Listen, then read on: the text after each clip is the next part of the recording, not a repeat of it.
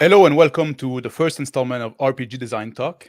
Today we're joined by Viktor Gorchev of the Scrying Dutchman, and I'm sure many of you are familiar with Viktor and his work. He has been on many streams all over our corner of YouTube, but today I wanted to give him a chance to talk about a bit his stuff and to be the guest instead of commenting on some other topics. Viktor and the Scrying Dutchman had put multiple product out already. His most recent made widely available is the Modern Adventurer Guides to Guns and Gear, a supplement for 5e. But he also put together like an adventure for Shadowdark and a supplement to bring guns to OSC, among other products. Yeah. So thank you, Viktor, for joining me, especially for this first episode. And you're welcome, man. You want to tell us about your product a bit? Well, which one? Which one do you want to know about the most? Let's talk about the one you're the most proud of. Okay, well, that would probably be the 5th edition one, even though it's 5th edition, but it was technically the first project that I started on. It just took this long to finish. It is also my biggest project. It's like 200 plus pages. I think currently the PDF is like 211 pages. But it's the Modern Adventurer's Guide to Guns and Gear for 5th edition. It was basically my attempt to kind of bring that old D20 modern feel to 5th edition.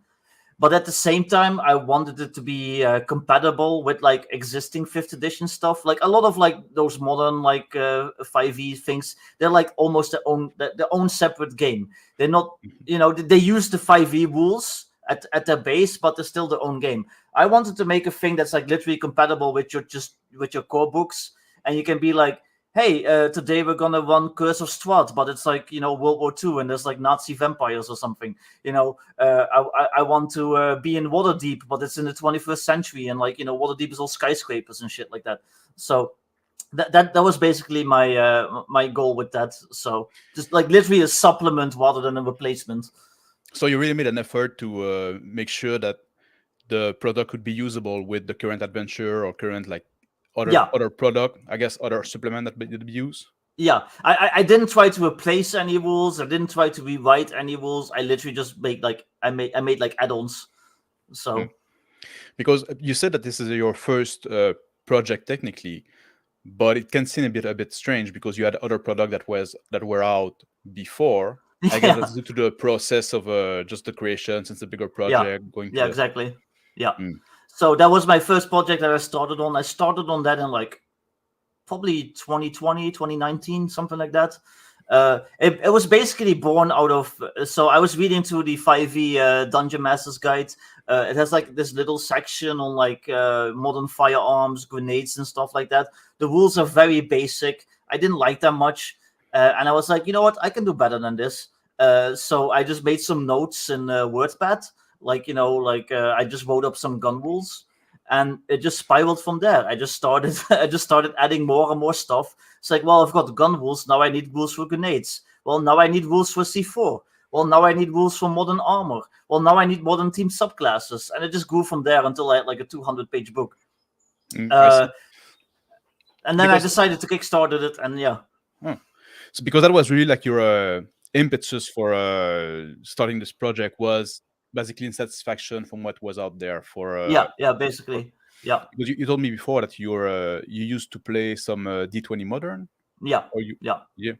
And you couldn't find the same feeling in the current scene, right? Like that. like all that whole thing, like that urban fantasy, that like Dresden Files like thing, that was like really popular in like the late 90s, early 2000s, and I still love that stuff to this day. But it kind of fell to the wayside. Everyone kind of just went back to pure fantasy. People want to do like, Tolkien type stuff, Dragonlance type stuff, and nobody ever really like talks about that modern day thing anymore. You had that movie Bright with Will Smith, which I personally thought was really cool, but it kind of flopped. Oh, did he? Yeah, it flopped apparently, but I thought it was awesome. But uh, but yeah, I kind of wanted to bring that back, like at least just for my own, for my own pleasure, I guess. So Yeah, because you mentioned that, but I find it you're right that it was kind of like fell out of the wayside, or at least in the mainstream, because like yeah, there's still, like you said, Dresden Files still seem to be very popular. There's still like yeah, some movies that are made in that kind of genre. There's some video game made in that, and hmm, even in the more actiony, those movies are still like modern action movie like John Wick and stuff like that. Those movies are still very yeah, popular. definitely. But in the role playing scene, it all kind of like went out by the wayside, or Hmm. it's done with other systems. Like I think Dresden File is based. There's a role playing game for that, but it's based on Fate. Yeah, So that was kind of weird that the biggest, the most popular system didn't get this treatment for. So that's why you see the opportunity and you came in. yeah. Like I did this a while ago. I did this kind of like poll on Twitter, and I was like, "Hey, people from like my generation, like people that started playing tabletop games in like the late 90s, early 2000s, like what were some of your favorite systems?" And like the overwhelming favorite was D20 Modern. I had all these people telling me like, "Oh, I used to love playing D20 Modern. I like miss it and stuff like that." And I was like, "Well, why isn't that a thing anymore then? Why isn't there a 5e Modern, like really like an official one?" So I started writing my own. And then, of course, as I did, the D20 Modern people did like a 5e Modern called Everyday Heroes. Yeah, But at the same time, I don't hear anyone ever talk about that. So I don't know. you're the only one that I heard talk about. So. Yeah, it did really well on Kickstarter. It made like 500,000. Like it kind of Already. like I was kind of worried about it because I was literally in the process of finishing my product when that came Mhm. out, and that dropped on Kickstarter, and it made like 500,000. And it's like, well, nobody's gonna buy my shit now because this already exists, made by professionals. And at the same time, like now that it's out, I never hear anyone talk about it. So I have no idea what's going on. Yeah, and with the adventure guides to gears and guns, am I saying that right? A modern adventurer's guide to guns and gear. Oh, sorry, I inverted That's this. it's fine. Yeah. Uh, so you bring guns, you bring grenade. Do you bring Yeah. other modern stuff to the, like? Is there like cars? Is that can I bring Uh, the whole adventure in the modern setting, or is this I, really about guns and gears? I, I didn't do cars because I was planning to do that with a supplement, Mm. like an extra supplement. Because when I first started on this, I was still kind of like an amateur when it came to like mechanics and rules and all that stuff, and I didn't want to tackle too much at once. I was like, I'm gonna split it up into different supplements. So I'll start with this, and then I'll move to this. So I don't have like specific rules for vehicles and all that stuff, but I do have rules for firearms. I do have rules for explosives. I do have like 24 modern team subclasses. I do have like rules for like stuff like. Night vision goggles, like cameras, like what are they Infrared. called? Yeah, infrared. Stuff like remote microphones, like like spy microphones, like stuff like that. So, so that was basically the focus for this supplement, and then I was gonna like kind of like expand that line of products with like, yeah, here's like a supplement for vehicle rules, here's a Mm. supplement for like cyberpunk and like hacking and like cyberspace and stuff like that. And then the whole OGL thing happened, and that kind of like ruined my whole all my plans. So Mm. Because now that's the one thing that happened as well. Like when the OGL happened, you started moving more into the OSR mhm, field, and yeah, you released basically a similar product but yeah, compatible with OSC. yeah. You had one also with that was compatible with BX. You now say that it's kind of like outdated. You're moving toward OSC. Yeah, so I wrote Simple Modernity originally, which was kind of like generic OSR. And again, like I was a little bit early days in like understanding mechanics and stuff like that. So that was kind of like more an experiment on how to do stuff. It was like a very rough version. I didn't know how to do layout quite as well yet, all that stuff. So it's a very like I said, a very rough version. And then this version that I did for Old School Essentials is basically like a better updated version of that. And it's still compatible with BX because Old School Essentials at the end of the day is just BX. But you know, it has a brand name attached and it just gets you better sales. So yeah. And is it like is basically like the OSC version kind of like a retro port of what you did for the Guns and Gears guide? Yeah, like I used a lot of the same concepts. So but I wrote like modern day classes, gun rules, all that stuff. But yeah, I did actually put vehicle rules in this one because they were easier because it's BX. People don't expect as much. So I see. And in your 5e Superman, you mentioned, sorry to come back to that, you mentioned that you had like a modern subclass, right? So you don't create new class altogether. You just create like new class, so a new variant of fighter, a new variant of wizard. Yeah, exactly. Because like I said, it's that 5e version is supposed to be compatible with just your core books. So you're still just a fighter, but now instead of like a knight, you're a commando, or you're a daredevil. You're like you're like one of those guys from Point Break, who like do the surfing and jumping out of airplanes and like all the extreme sports. You're Triple X. What's his face? Vin Diesel. Yeah, you're Vin Diesel as Triple X, that kind of stuff. Instead of just like a wizard, you're like a hacking wizard. Like your magic, like you can influence computers and stuff like that. So that was kind of my approach. Like I wanted everything to be compatible with Core 5e rather than being its own separate game. Did you make a subclass for every existing class in the core book of 5e? All the official ones, yeah. So there's 24 subclasses, 2 for each of the main classes. So there's 12 main classes that you can use if you're using the OGL and stuff. People are asking me like, hey, are you going to do one for Artificer? It's like, yeah, Artificer is cool, but I cannot technically do that because that's outside of the OGL. So, but yeah, Fighter, Warlock, Rogue, Paladin, Cleric, Wizard, Sorcerer, Druid, Ranger. Do you want to give us a feel for one or two of them, or? Yeah, if you want me to like share them or show them off, I can. Yeah, sure. Let me pull up my file. And when you came to OSC, because OSC doesn't have the same mechanic of subclass, then you came with modern class instead. Is that correct? Yeah, I just made up like entirely like the main classes basically, because like those old school D&D games, they don't have subclasses. It's all about classes or races basically. I see. And when you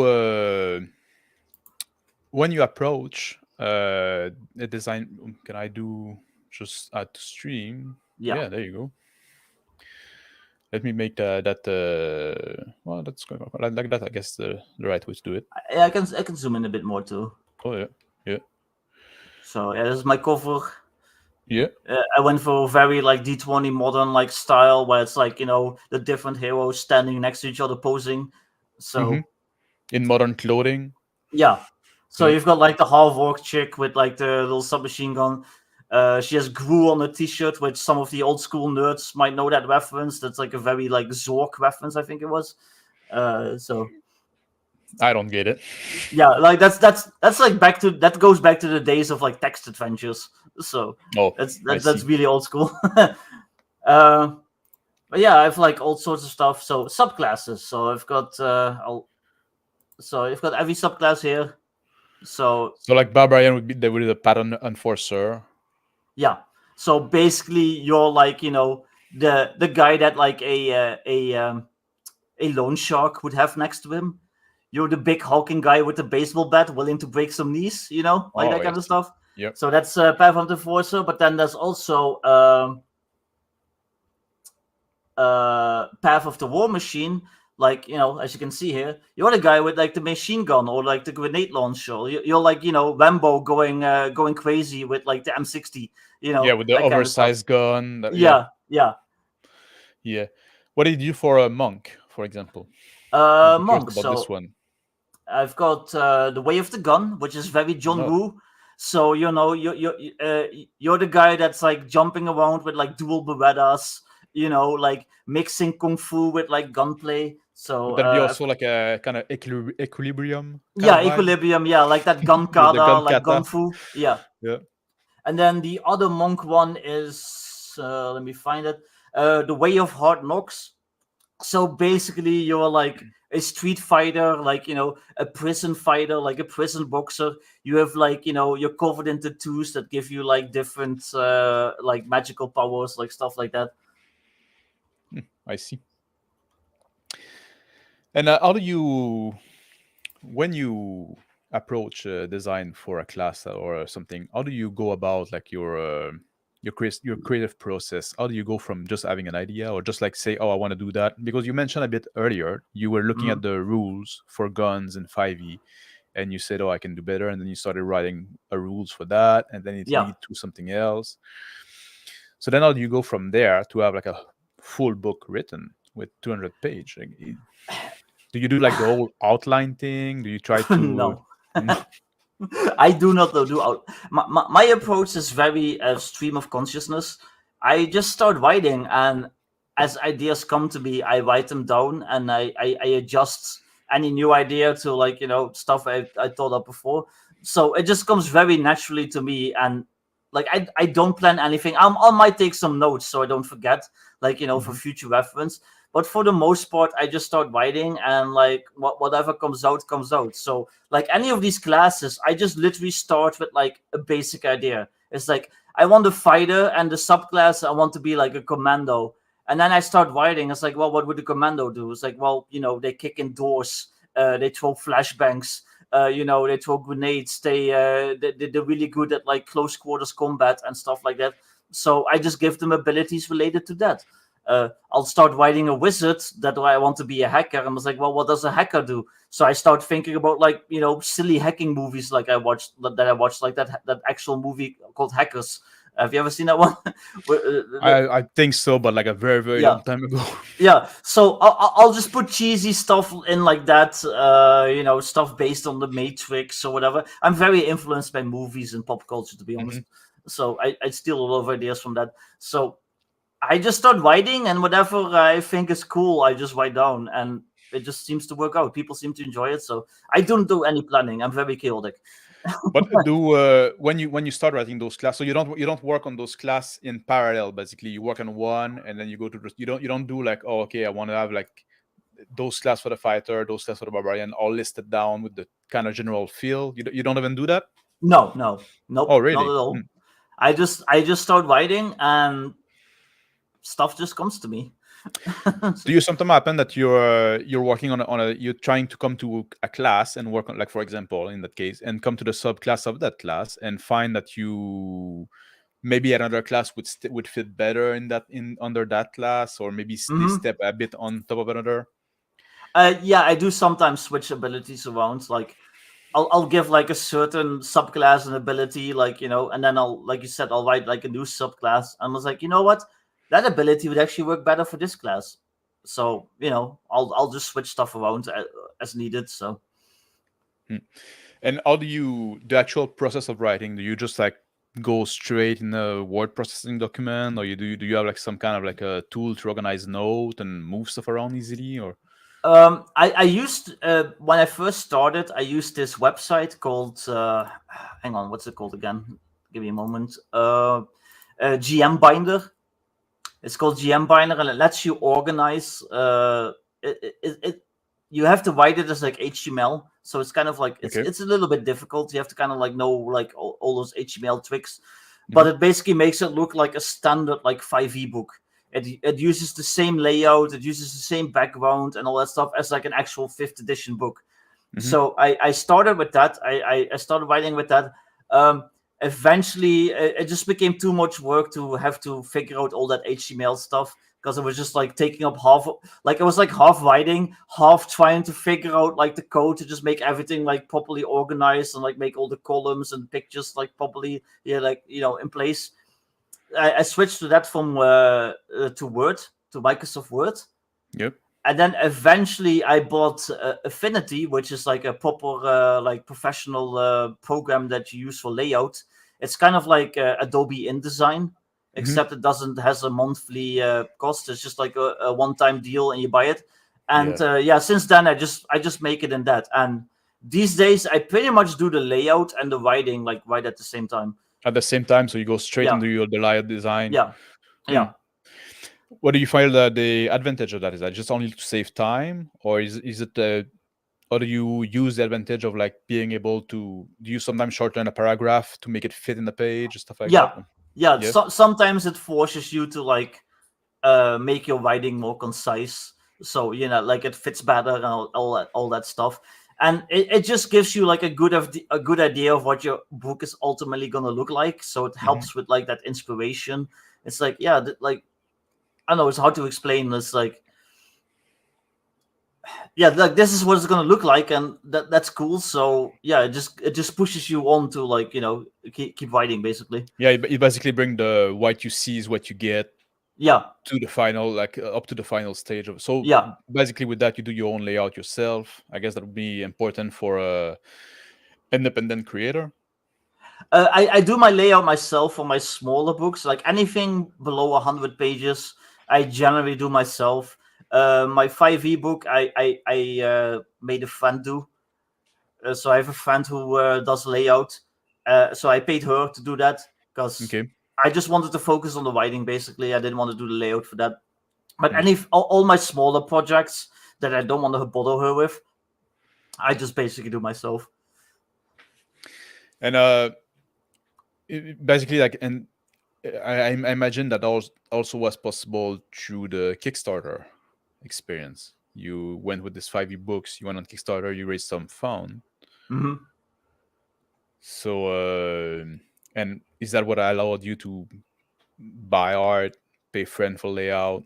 Yeah, basically. I raised like 5,500 from that Kickstarter, my very first one, which was, that's nothing to sneeze at. That's like a nice chunk of money.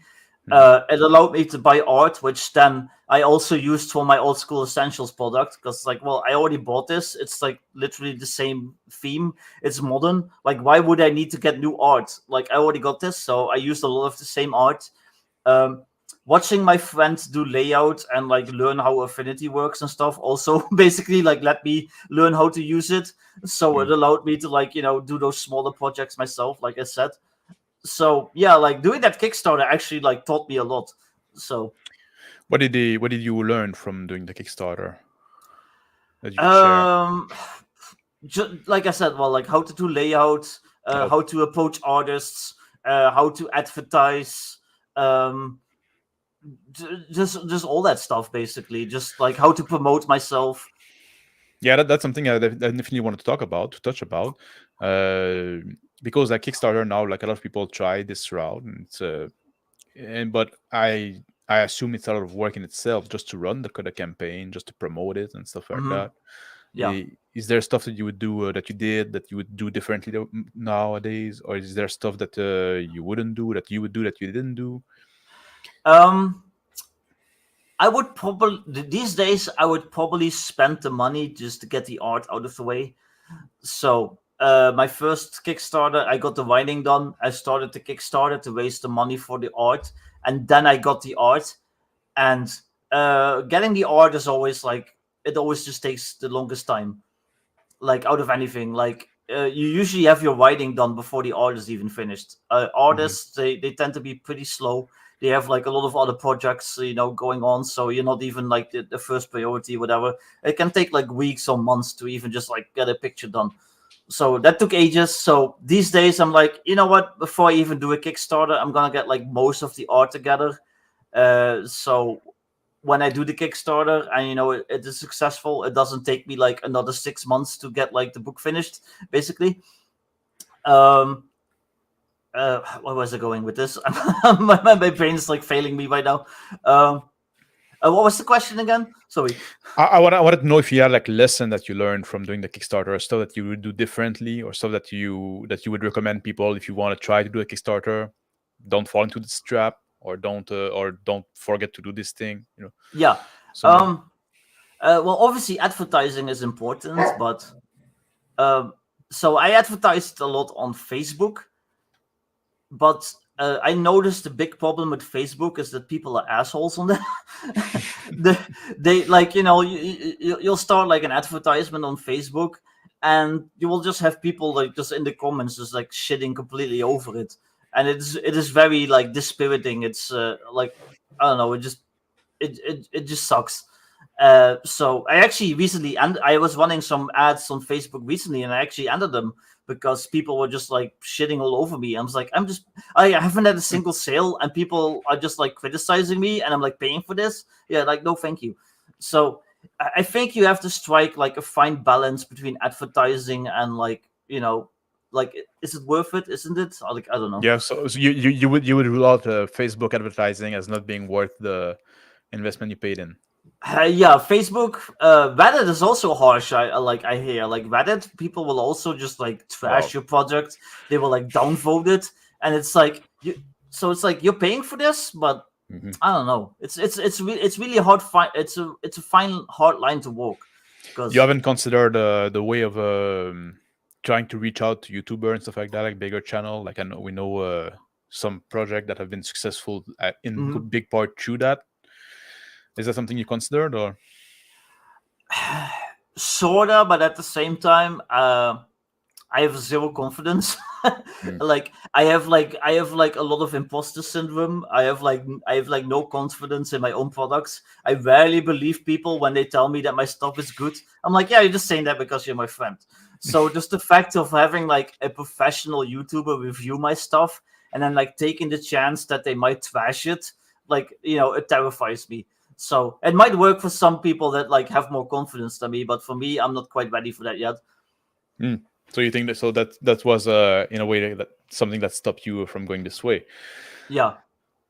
I wanted to come back a bit to writing, because a big reason I wanted to make those series of interviews, because about every other GM got like either a setting they're working on that they'd like to publish maybe someday, or a game Yeah. system, stuff like that. I know I'm part of that, and very few people do in the end of the day. And often time, Yeah. like where we spend like years and years, but you're one guy that get stuff done. Yeah. So that's why I wanted to poke your brain a bit about what's the secret. What's the like, how do you do to go from just having all those ideas like disorganized into chaos in your mind, but then like, in the end having something that you can put out and that people will can purchase. I think you have to start smaller scale. So a lot of people start with this idea like, I'm gonna write my own system. I'm gonna have like this awesome setting, and like everyone's gonna love my like world building, and they want to like totally see like, my custom fantasy world and blah blah blah. It's like, no, for the most part, most people, they just want to play Forgotten Realms or whatever, like, the existing fantasy worlds. They maybe want to do their own homebrew, and they're more interested in mechanics, like new mechanics and systems. So that is my approach. I start small. So I'm like, yeah, I'm gonna like offer rules for like using modern day guns and equipment in 5th edition. And what you do with them is your own choice. You can put them in Forgotten Realms. You can do something like Dresden Files. You can like run like an existing module, but all of a sudden it's like the modern day, and everyone has like an AK-47 or whatever.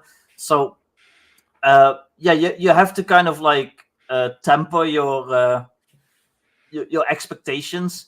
So instead of like, like I said, like I'm gonna like release like a 600-page book with my own system and my setting, maybe just start off with like a chunk of your own system that you think people might be interested in. Maybe release a book that just like has like a new magic system that they might be able to use in like their own in their own setting or whatever. And then as you make a name for yourself, as you get like a fan base, as you get more popular, you can start expanding on that. Eventually you can be like, hey guys, you've guys been following me for a while, you like my products, how about my setting? Like how about I give you like the steampunk setting, would you guys be interested? And then you might have like 600 people that like, oh yeah, that sounds awesome. But you kind of have to like do it bit by bit, if that makes sense. Basically, your advice would be to have a more focused scope Yeah. and build your audience from there.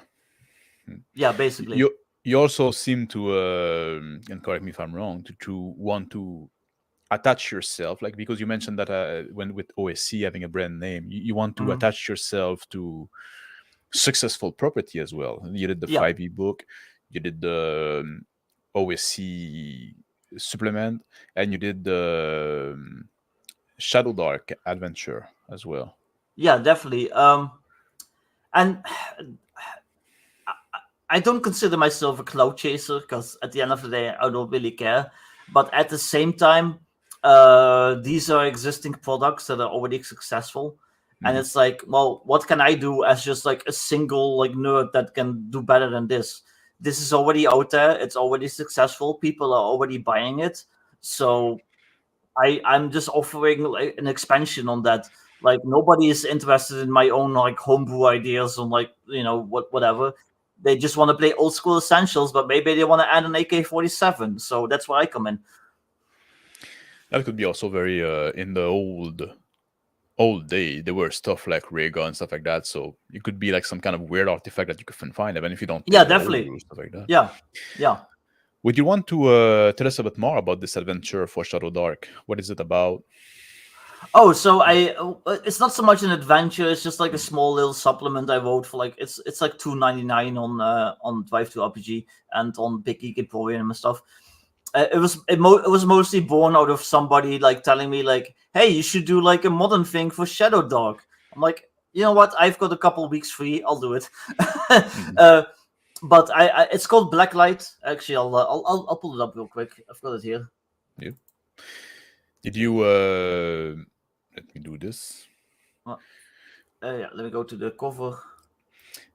Did you because with Shadow Dark a big thing is with the there's no dark vision. So did you have like a night goggle in there or? Yeah, so it's called Blacklight. It's basically I actually use the same font as the original X-Files, but it's basically you're like a modern like agency that like hunts down the supernatural. Like the supernatural is actually a thing. Like vampires, zombies, monsters exist. You're like a special forces team that gets sent out to deal with them. So a big thing about Shadow Dark is that torches they're important because darkness is everywhere. Torches only last a limited time, so you have to like manage your light sources. So the way I handled that in this is that the supernatural, if you're in the presence of the supernatural, it basically drains batteries faster. Oh, that's very very clever way to handle it. Yeah. So you might have your night vision goggles, but you're hunting a vampire. So while you're in that vampire's lair, the battery is like draining. So your night vision goggles might only last an hour. And unless you have spare batteries, well, once your night vision goggles go, you might have to switch to your flashlight. Well, once your flashlight go, you might be holding a lighter and like a Glock in one hand while you're hunting this vampire in this old apartment complex. So you might even go back to an actual torch, I guess. If you yeah, exactly. Yeah, so you might start off with some like advanced stuff, but if you're not like if you don't finish the mission fast enough, it's slowly gonna like go more low tech, like you said. So this battery thing is very clever because it also like solve a bit the issue of a cell phone and stuff like that we often have like with modern stuff. Having too much technology too much access to. Yeah, I really like that. You can read it here. See.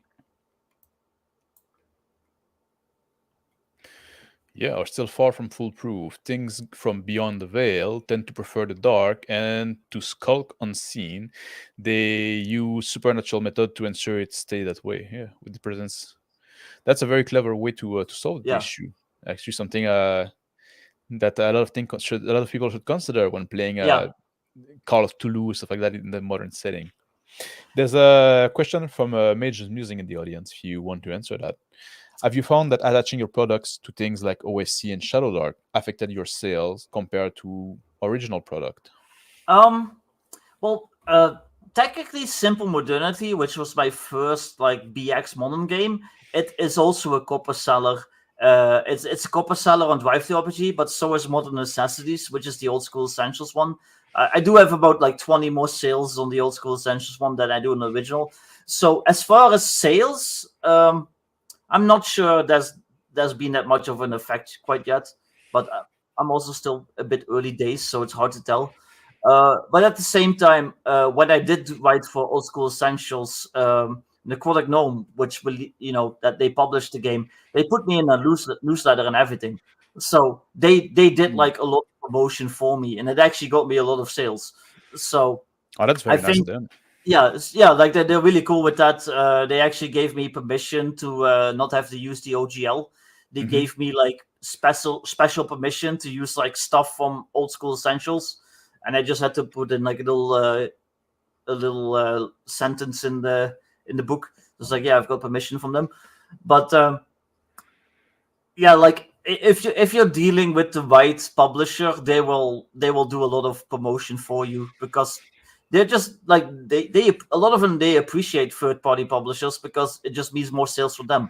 Somebody might keep their games alive as well. Yeah, somebody might see my game and they've never played Old School Essentials before, but they like that whole modern thing, and they're like, well, I like Victor, I'm friends with them, so you know what, I'll buy that and I'll buy Old School Essentials so I can play Victor's game. So that's a good comment there for the battery drain. Yeah, really thematic. So you've worked with the Necrotic Gnome for the OSC, and you've worked with the Arcane Library Chalcedon for Shadow Dark. And in both cases, you just contacted them directly, and they said they were cool with it.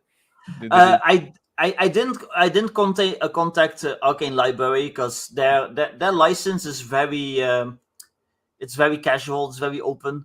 Oh, I see. You can just do whatever, basically. So I just made it and I tweeted out about it. I tagged Kelsey, I think her name is, and she was like, "Oh, this is awesome!" And she like retweeted it. So that actually helped a lot too. Necrotic Gnome, I contacted them because I wanted to avoid the OGL, because after that whole OGL debacle and like my experiences with like my 5e thing, and it almost like screwed me over, I just didn't want to use the OGL anymore. And I was like, "Hey guys, do I still have to use the OGL with this, or like is there like another way?" And they were like, "Well, you can avoid that, but we'll have to give you special permission if you show us what you're working on, we can give you that." So I just emailed them some of my a work in progress, and I'm like, "Oh yeah, that's great. Yeah, just put this line in your book and you're good." So they were very helpful. Yeah, they were very helpful. And then once I released it, they were like, "Oh yeah, that's awesome. We're gonna put you in our next newsletter." So yeah. Well, then you kind of made it. Yeah, that should help with your imposter syndrome, for sure. No. Yeah. Do you sometimes have writer's block when you work on some projects? Stuff all the time. How do you deal with it? Do you just go work on something else? Do you just plot work something that is terrible that you know to have to come back to later? Do you?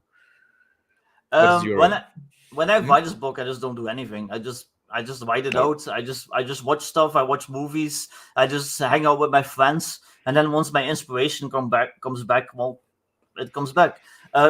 People think that I work really fast, but it's literally. Well, yeah, I seem to, but it's literally just like I don't do anything for 2 months, and then all of a sudden I get a bug up my ass, and I'm just like not sleeping for a week, and all of a sudden I've got a book out, So yeah, you put the whole like a roll of paper in the typewriter. Yeah. I do sell typewriters too, so. That's true. With I didn't put the link for that. I put the link for your product and stuff like that. I could add it if you want. If you want me to add the link to your I sell vintage typewriters with my dad. Yeah, so, that's pretty cool. You don't write on one though, do you? No, because we're not in 1970s anymore. Yeah, then you have to. It's a whole different process to bring it back in the layout software. Oh yeah, no, I would hate to do that. I have no idea how they managed back in the day. Yeah, and all the product you put out so far, you had some collaboration for art and layout as we discussed, but all the text, you never work with somebody else on some project, writing something for somebody else or writing something with somebody else in collaboration? I am currently doing a writing gig for somebody else. Pulp Hammock Press, he's doing an Old School Essentials mega dungeon called Gods of the Forbidden North. He kickstarted that like a year or so ago. It made like, I don't know, like $35,000. Like it was like a really successful Kickstarter, and I'm friends with him, and he likes my writing for some reason. So he's paying me for doing some writing right now. So yeah, I am working. I'm working like for other people. So that also confirmed that you're a professional RPG designer.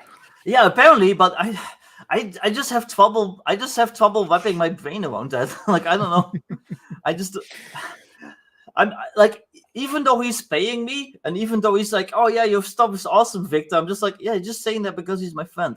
So And you also made because I know you're also friend with the basic expert John Torres, and I know that you made like I didn't know that actually before looking up your stuff before that, but like you made this frozen waste is it no waste waste raider Waste Runners, yeah. waste runner, sorry. Yeah. Waste runner for the cowpuncher system. Yeah, his original cowpuncher system, he currently does have like an updated edition for that out, and I'm supposed to do an updated Waste Runners, but they just haven't gotten around to it yet.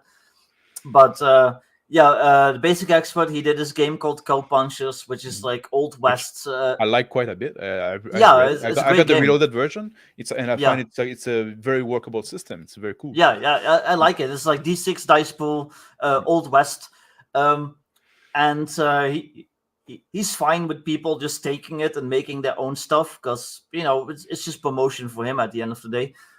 So I made my own version of it called Waste Runners, which is basically based on Stalker, on the Stalker game series, Roadside Picnic. You know that stuff where it's like, I don't know this one. Well, the Stalker series, it's like this game series where it's like it's set around the Chernobyl area, but like there was like a second cataclysm and like there's like mutants and stuff like that, and there's like these dudes called Stalkers that go in and like they they try to find like artifacts and stuff to sell, and it's just like dudes in gas masks and AK-47s, just like in this. So you would kind of like a post-apocalyptic feel, but like in kind of like a modern setting, I guess, like in a modern, like it's post-apocalyptic in that area of the world, but the rest of the world is kind of normal. Or? Well, Waste Runners is basically the Large Hadron Collider in Switzerland. They turned it on and it broke reality. So it basically like all of a sudden this huge chunk of Western Europe like just was like altered. There's like mutants, there's like time warps, there's like portals where you can like walk through and all of a sudden you're like in a different area, or you're like 30 years later or 30 years earlier. There's like radiation storms, there's like gravity doesn't make sense in some area, like all of a sudden you're like walking on the ceiling, that kind of stuff.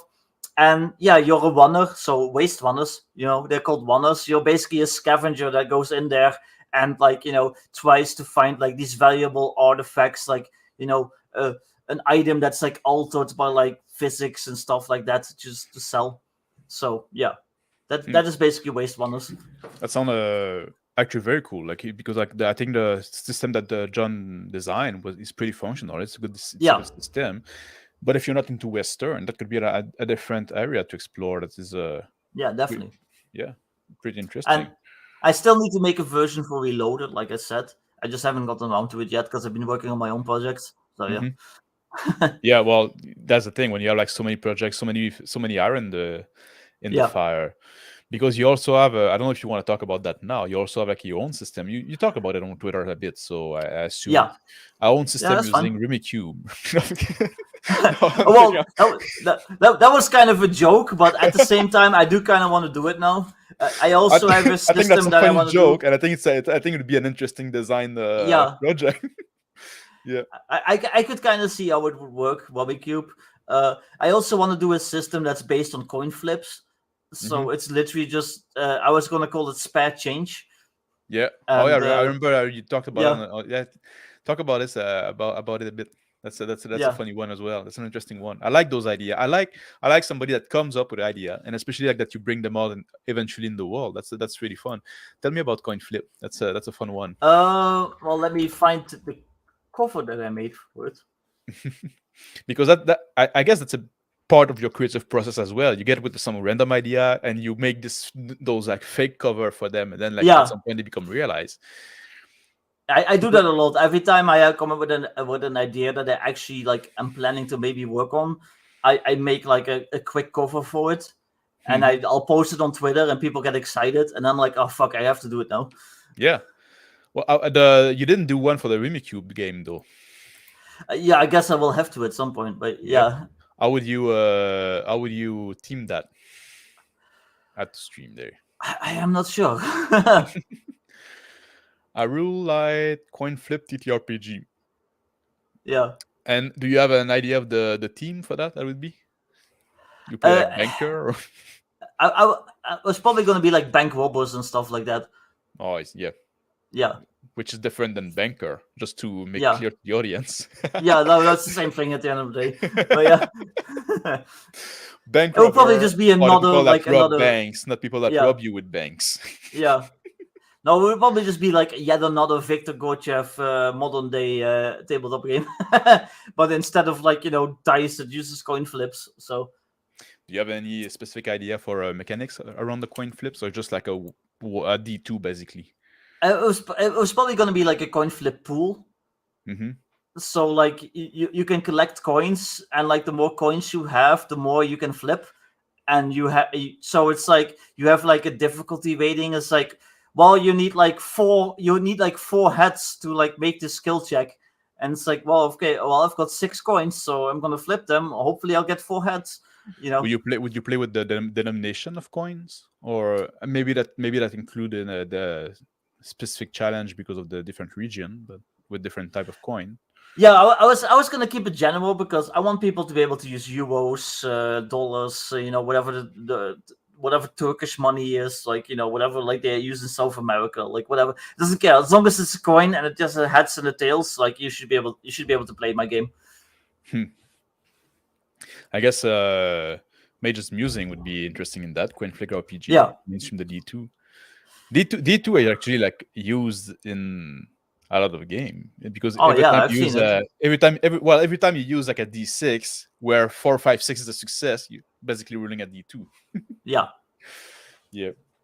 I have so many ideas, dude. Like I have like a mental list that's like a mile long of stuff I want to do. So yeah, I was a bit joking about the Rubik Cube game. Rumicube. What's the name of that game? Rumicube. Yeah, Rumicube. We over here say Rumicube, but yeah, yeah. But I interacted with you on Twitter on that because I think that's a cool idea, and it could bring cool design idea. If you ever want to work together with that on that, I'll be on. Yeah. But what I really want to talk about was your 2D8 system. Yeah. If you care to talk about it, maybe it's too early to talk about it, but if you want to, I'd like to hear about it. It is still a little bit early days. I'm still working out I still got to work out how combat and stuff like that works exactly. But I've got most of the character creation system worked out. So yeah, I'm working on my 2D8 system, which is for like the last 3 years, I've mostly been doing the D20 stuff. I started with the 5e stuff, then I moved on to old school essentials. It's different, but at the end of the day, it's still just like D&D, D20. Mm-hmm. So I wanted something different. I wanted something more cinematic, something a bit more narrative, something a bit more story-based, whatever. Something a bit more new school. So that is my 2D8 system. It's very based on like what background you have. So it doesn't have like a skill list. It's just like literally like, well, I'm a former spy and I'm like former special forces. So it's between me and the referee to figure out how that applies to like a given situation. So instead of like having like, oh well, I have like a 6 in lockpicking, it's like, well, the referee's like, well, you know what, you were like highly trained by the CIA. I'm just gonna say that you were probably trained in lockpicking. So I'm gonna let you like roll the best version of like your dice to be able to do that. Yeah, so basically like the aspect like or your background you have, like if you can justify that whatever you try to do is linked to that. Yeah, and because that's a kind of a different challenge, doing our system to compared to doing the supplement. Yeah, definitely. And something just surprised me here that you say, "Oh, I still have to figure out the combat mechanic and stuff like that," but I have most of the character creation done. Did you started with character creation? How do you proceed in the? Do you start in the order of like what would be normally presented in the book? Do you start Yeah, in the order where basically, you? yeah. Oh, that's So interesting. I start with character creation, and then I'm like, well, what's after character creation? Well, usually it's like, how do you resolve skill checks? How do you do combat? Stuff like that. So I just go kind of just go down the list. So basically, what you did, like I assume it's probably gonna be like a modern, well, because you mentioned spy and CI Yeah, stuff, so it's again gonna be a modern, yeah.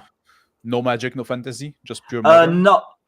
Originally, I was gonna do magic. I had like all these rules for like different races and stuff like that, but it was getting very bloated. It was getting a bit complicated. So I pared it down. I was like, I'm just gonna focus on pure modern for now. It's just Yeah. gonna be like the game you used if you want to do like John Wick, the Bourne Identity, Heat, Mission Impossible, that kind of stuff. So it's gonna be pure modern, and then once I've got that core system like perfect, and I've got it released and people like it, I'll do like supplements. So I'm like, hey, here's like the cyberpunk supplement. Oh, here's like the fantasy one. Here's like dieselpunk, like whatever. So again, you have this very wise approach of like managing the scope and Yeah, avoiding feature creep, what we call yeah. it usually in the, yeah. Plus, it just makes business sense too. Like, Of course. I'll sell like the modern one for like I don't know $20, and then like eventually it's like, yeah, guys, here's like a cyberpunk one for like another 10 or 15 or whatever. And instead of having everything at once that you just sell for like 30, I'm just gonna sell all these separate things for like and to yeah, you know what I mean. Yeah, and it's also good for the consumer as well, because if they bring a book that's gonna be $40 that get everything and maybe some of it they don't want, Yeah, they can just exactly. like pick a. It's more like a, instead of like being a buffet approach, it's like you pick and choose the part the part of the meal you want. I don't know if that makes sense. Yeah, no, like exactly. Like if you don't Yeah. want my fantasy rules, you just buy the cyberpunk ones, and that's it. Hmm. So And how did you go about because yeah, so you went with a team that you're familiar with because you're kind of the gun guy yeah. for RPG, I guess. Yeah, apparently I am now. Apparently, yeah. And then you decided on what was the next step? Like you decided on the using D8. You decided on having the aspect kind of the game. You did like, how did you? What was like the? How did you construct this game? Like those first few steps. um, I literally just went with 2d8 because everyone else already does 2d6. 2d6 is kind of like the standard. It's just the easiest, and I don't know why, but people just consider it the standard. But like the basic expert already has his 2d6 game. Cow Punch is basically like d6. He also already had like a 2d10 game, so I couldn't use that. Somebody else I knew already has like a D12 game, so I was like, well, I can't do that. Well, nobody I knew that was doing a D8 game, so I'll guess I'll fucking claim that then. And you So, didn't feel like doing the 2D4 game? uh, That would be terrible. Nobody yeah, likes rolling that would be D4. awful. Yeah, Nobody likes to roll D4. yeah, no. So no, I just basically just went with 2d8 because nobody else was doing it at the time, and I kind of saw it as a challenge. So it's like, sounds like Mhm. fun. All And right. then recently, I did become like a big fan of those more what you call the aspect. The Aspect. aspect, Yep. yeah. So it's like instead of like having a list of skills, it's just based on Mhm. your background. So there's this game called Barbarians of Lemuria, which does that. Yep. It's like, oh, you were an alchemist, so obviously you know how to do alchemist stuff. Oh, you were a gladiator, obviously you know how to do gladiator stuff. Some of the Kevin Crawford games like Scarlet Heroes, City Without Numbers, like stuff like that. They have that aspect stuff too, and I've become a big fan of that. Like maybe like the last 6 months, it just feels way more natural to me. So I just wanted to do a game like that too. So that's why I ended up doing that. Hmm. And so and then like we discussed, you went to, so now you had your basic mechanic. You knew about what the game would be about, what type of game it would be, the type of Yeah. dice you would roll, how to solve a check, and then you went straight to character creation. Yeah, basically, yeah. Hmm. So I actually started with the character creation, and then everything else came after. And when you design mechanics, how much do you just go by feel, or do you involve a lot of maths? Do Oh you? no, I am terrible at math, dude. I like math is like one of the things that I'm like the worst at. I don't understand bell curves or anything. I Mm, literally just go by feel. And then maybe if I need to like tighten up something, I'll like ask one of my friends who's like a crazy like math autist, like to like, hey, does this sound good? And like usually surprisingly like, yeah, that sounds great. So so I've been pretty you lucky with that. do you have to do a lot of fiddling around to find the right feel, find the right balance? Do you sometimes like feel, oh, this target number is too high or it's too low, or this? Yeah, definitely. My 2D8 system, I was actually pondering on for like I don't know, like 3, 4 months, and I was kind of like stuck on it because it just didn't feel right to me.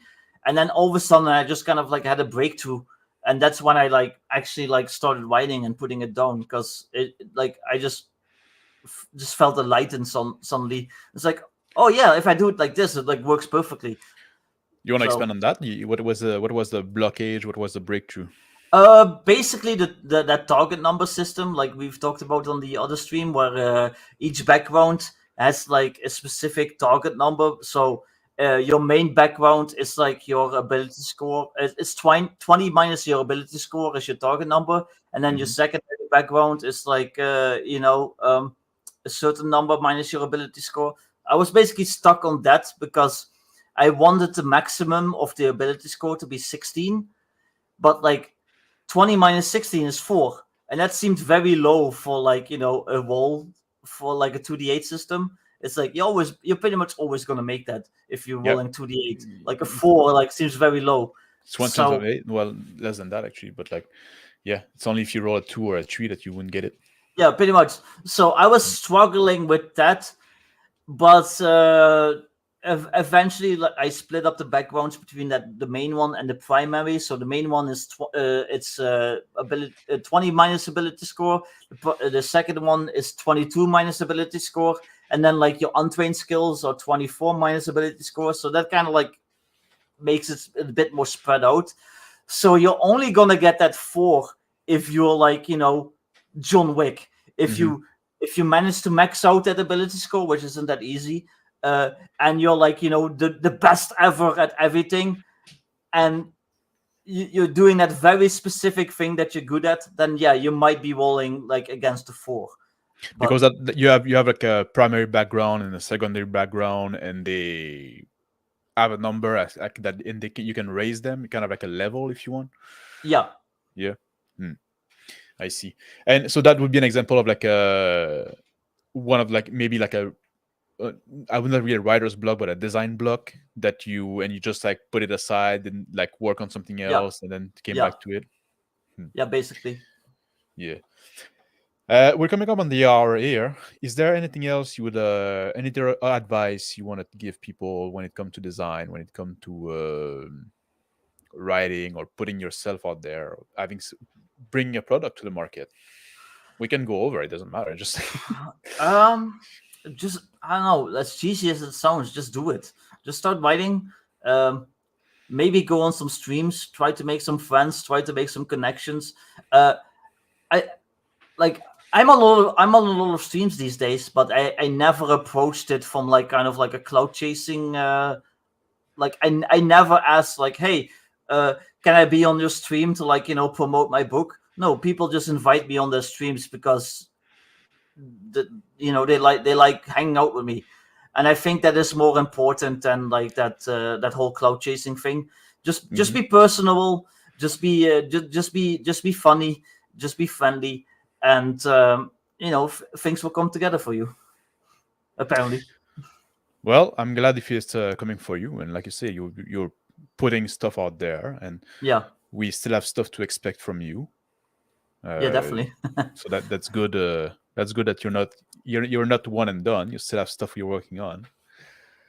I thank you for joining me for this talk here. I wanted to, Yeah, like you're I welcome, said, man. I wanted to have those conversation to like you said, help people that want to put stuff out there to put Yeah. stuff out there. And also, like, especially like if I can, people that, we often say that, oh, don't buy stuff from people who hate you. Well, that leaves us two options. We stop buying stuff, or we buy stuff from people who don't hate us. Yeah. So I think that's important to expose those people as well. Like, it's easy to criticize and to bash those people that are being asshat and just like, but we also have to give visibility to people that provide alternative and stuff like that, and provide like product of quality. Yeah. So that's hopefully I made sense. Like, I have no idea. Yeah. I just ramble. So, and hopefully something coherent will come out. But yeah. No, you made a lot of sense, and I think a lot of the advice you gave, I could take to heart myself, because a lot of it made a lot of sense. Like keeping your focusing your scope, managing him, like avoiding the feature creep and stuff like that. I think those are very good advice for people that people can often. We especially when people feel they have maybe one shot at putting something out, so they want to make it the most amazing thing ever. But we had this saying that is said, done is better than perfect. Yeah. At some point too. So. And I think it's better to just like release like one small thing that's like that people like, and they'll know you for, and you kind of get like a reputation and stuff like that, and you build off of that, than just like you're an unknown that just drops like this big thing that like people like, well, whatever is this? Like, why would I buy this? I already have 5th edition, And how do you feel? Now I'm going back on a different subject. How do you feel at the YouTube? Because you're also a YouTuber. Mm-hmm. You've been on stream a lot. You got your own stream, the Dutch Oven, on Sunday. Yeah. At 5:00 Eastern time, whatever time that is where you are. I assume that everybody in the world, I assume that everybody knows what the Eastern time is compared to them. Yeah. But how do you feel that played with? Because how long have you been streaming? Did that came after you started putting product out?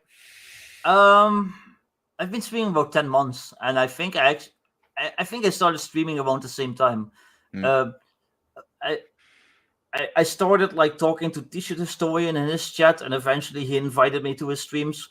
Actually, the first stream I think I was on was the Basic Expert, who I just kept showing up, and then he was like, "Yeah, well, I guess you're my co-host now," and so it kind of basically grew from there. And streaming actually has helped a lot, because it just gets my name out there. People know me as like a personality. People seem to enjoy seeing me on streams.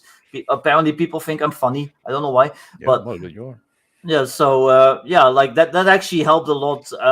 People will like literally be like in somebody else's stream, and they'll be like, "Hey, buy Victor's like game," just like for the meme, because it's funny. So so you do think that being out there, putting yourself out there, did play a big role in the definitely, and just don't be a dick. Just be personable, just be nice,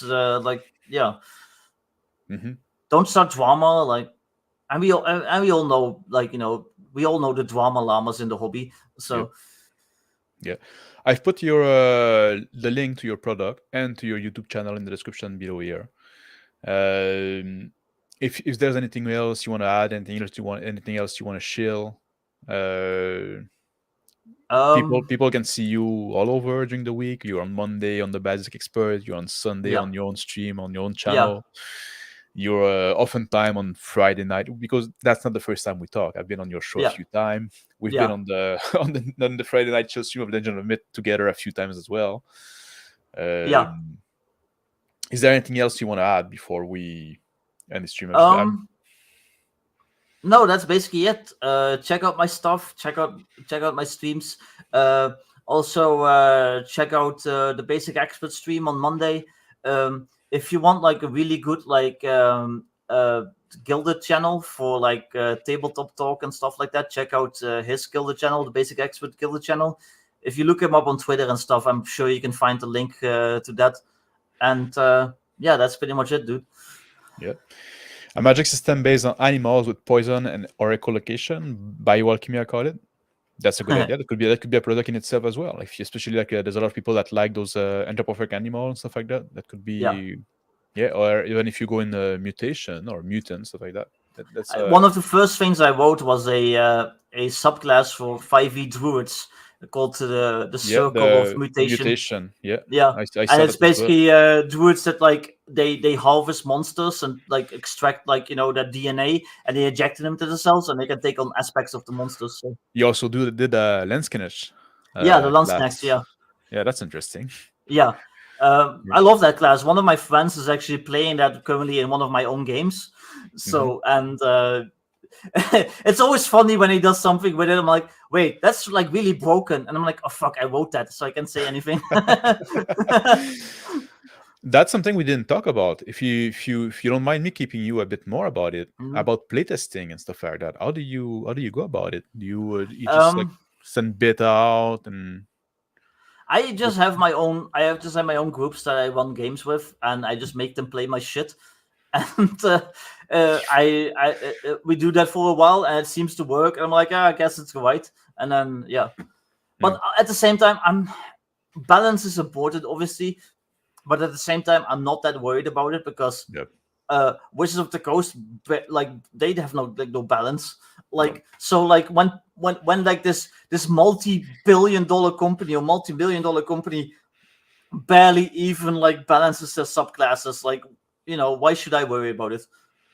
Yeah, mages say don't be a dick crap. I'll never get anything sold, but Mages Musing is one of the nicest guys around. Yeah. I've seen him around. He's nice. Yeah, I've never seen like say be a dick to anybody. Yeah, but like balance is an illusion. Balance is an illusion, exactly like Flady says, and especially in RPG because like this, it's almost like a what do you call it? Like a wild goose chase because there's so much thing that work together. So much thing. There's something that obviously are overpowered, but like there's so many combination and the players will always try to use something in a way that you didn't expect. So definitely. So basically you just play the thing with your own crew. Yeah. And you don't have this method of sending stuff out to people that are not you, where you're not present, to see if there are questions. Well, currently I do have I have a subscribe star account, which is kind of like Patreon, where people can like subscribe to me. They can give me like a monthly fee, and they get access to like stuff that I'm doing. And I am putting playtests of my 2D8 system or like work in progress of my 2D8 system on there, and eventually it'll be the full playtest. So people that like are subscribed to me will eventually be able to like playtest it and stuff. But in those early days, like I didn't really have an audience. It was just like me and my friends, and it's like I'm just gonna put shit out there and see what works. So, have you seen that did you see like some momentum going on? Have you seen like that your name, like now people recognize you, people know who you are, people know what you're doing, what you're about? Have you seen? Oh yeah, definitely. Yeah, people know me from streams. People know me from my products. I was on. I joined the Shadow Dog Discord just yesterday, and I dropped a link to that Blacklight supplement that I did because people were asking about it, and somebody was like, "Oh, hey, I actually already bought your Old School Essentials game." So like they already knew me from that. So my name is slowly getting out there. Apparently, Pondit is vaguely aware of me already. He said so. Well, so, like you said, like you're putting product out there, so you're building a catalog already. Yeah. So I guess that's always good. And so you now you have this track record of having stuff that is done and delivered. Because with the Kickstarter now, I guess your backer did receive the product. Yeah, they got the PDF. They're about to get the print version once I set it up. So yeah. Did you set up with the print on demand version? Yeah, so I'm gonna do print on demand to Drive to RPG. But it's a bit of a process. It takes a couple of weeks. I have to order like a proof, which has to arrive first. Which I'm in Europe, so that takes a while. So it's like a whole process. Plus, Drive to RPG. That site is a little bit outdated when as far as that stuff goes. It's top modern. Because I've also done print on demand on Lulu, and Lulu is definitely a lot easier to set that stuff up. So if people want your print, is like if people want your books, is that the way to get them? Drive through Lulu. I didn't put the Lulu link. Yeah, Drive through and Lulu is where you can get the print versions. So you don't do the exclusive thing with the drive-through. What? Sorry. You don't do it. You're not exclusive with drive-through on no, because if you're non-exclusive, they take like 30%. Mm-hmm. Oh no, if you're non-exclusive, they take 35%, and if you're exclusive, they take 30%. So at the time, it didn't seem worth it. The PDF for your product also on Big Geek Emporium. I'll also put a link for that. Where I think that's the best. That's the most money you're gonna get from the sale, right? Yeah, basically. But at the time, it didn't seem worth it to be exclusive. People like Waggy from Lamentations of the Flame Princess, who they sell like 30,000 PDFs on Drive-thru-RPG, like they did recently. Yeah, it's probably worth it for them to be exclusive, but I'm not at that point yet, so I kind of have to keep my options open. So yeah, that's I remember something like Jim Grimm was saying. He's saying the extra, all the sale from all the other source combined don't compensate for this extra 5%. Right now they don't know. What? Right now they don't know. Yeah, but